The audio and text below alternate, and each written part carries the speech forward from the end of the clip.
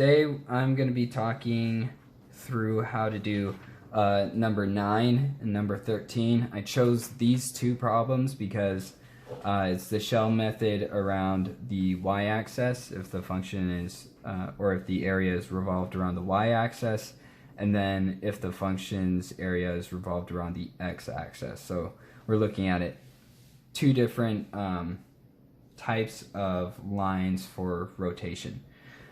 So number 9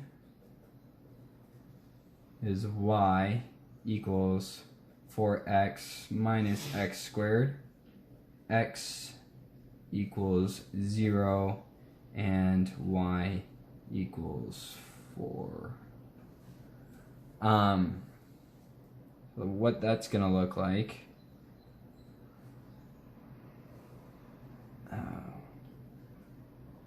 that's 4, that's 4.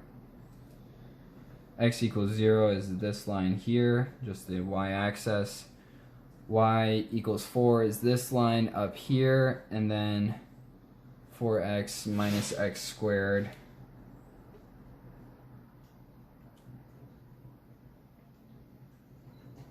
it's going to look like this.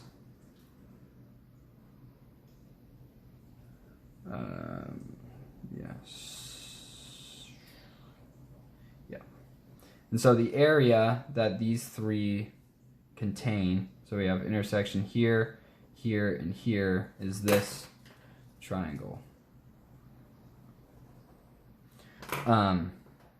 So the function we're going to use is volume from A to B 2 pi r, which is circumference, times the height times the depth.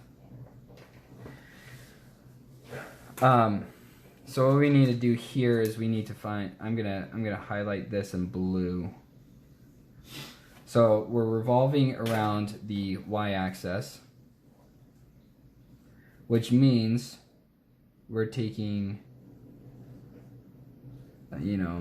something like this and rotating it, and then another one, and another one, and another one, and another one, and you're adding them all together.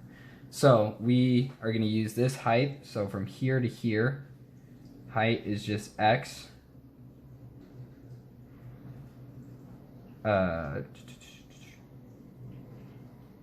Radius is x.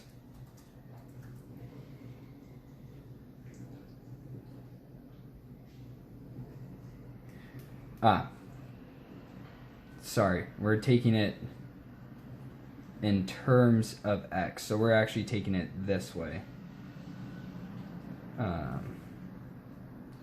Let's rewrite this.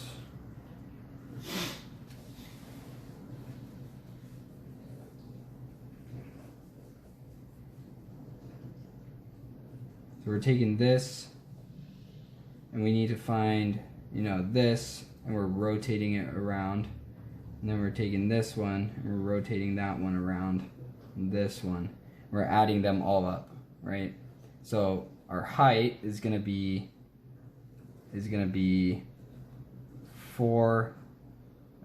Let's just rewrite this one here. A to B, 2 pi x is our radius, because we're going from here to there. X is our radius. Height is going to be 4 minus 4x minus x squared. Then dx is our depth. So the reason we had to do 4 minus 4x is because we want just this height. So we have to take out all of this, which is just the distance from the axis to this line, which is this, and 4 is the distance from here to the axis. So now we just need to find our interval. So our interval is going to be found by doing this, equals 4, because this equals y equals 4, so we're saying this equals 4. So x just equals 2. So So we're going from 0 to 2.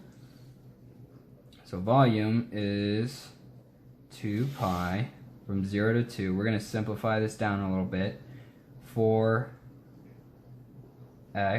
So I'm going to distribute this while I'm expanding this out. 4 minus 4x squared plus, because 4, this minus sign distributes to this minus sign, making it positive, x cubed dx. Now we just integrate, so 2 pi, we're going to do 4x squared over 2 minus 4x cubed over 3 plus x to the 4th over 4 from 0 to 2. Now we're going to plug in our values from our interval, which is going to give us 2 pi 4 2 squared over 2 minus 4 2 cubed over 3 plus 2 to the 4th over 4 and then minus 0. So we'll simplify this. 2 pi equals 8 minus 8 times 4 is 32 over 3 plus 2 to the 4th, 16 over 4, which is 4. Keep simplifying. 8. So 24 over 3 minus 32 over 3 plus 12 over 3. This gives us 2 pi. Oops. 12, 36 minus 32 is just 4 over 3, which equals 8 pi over 3. So that's our answer. Sorry, it's kind of crammed in here. That's how you do that. Okay, so again, we did everything in terms of x because we're rotating around the y-axis. I know that kind of sounds backwards, but it's because we need to find, we're doing shells of the volume. Okay, let's do 13, number 13 really quick. So 13, they give us the graph already, which is nice.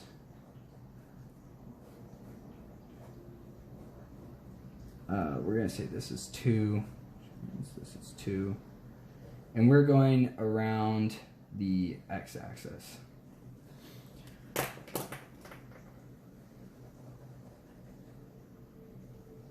So this is what they give us, which means our interval, so we're going around the x-axis, everything has to be in terms of y. So I'm going to write volume equals a to b, 2 pi r h dy. So everything's in terms of y. So that means our interval is in terms of y, which means we're going from 0 to 2, right? Interval is from 0 to 2. Now we gotta figure out our radius and our height. So our height is gonna be, I'm gonna just draw this line in here. They only gave us this line in the graph. See, they cut it off right here. So that tells us that there's a line there, basically. So that means, so we're going from y, so this is going to be, our height in here is the blue subtracted from the green, right? So the green, let's just set this up. From 0 to 2, 2 pi, I'm going to leave room for r. But the height is the blue subtracted from the green. So the green is 2. The blue is this line given to us by this line. So 2 minus y. And then our radius, so if we're going around in a circle, our radius is from the x-axis out to this line. So anywhere, we choose any spot here, and that's provided by y. So times dy is our depth, infinitely thin depth, and we're just adding them all up.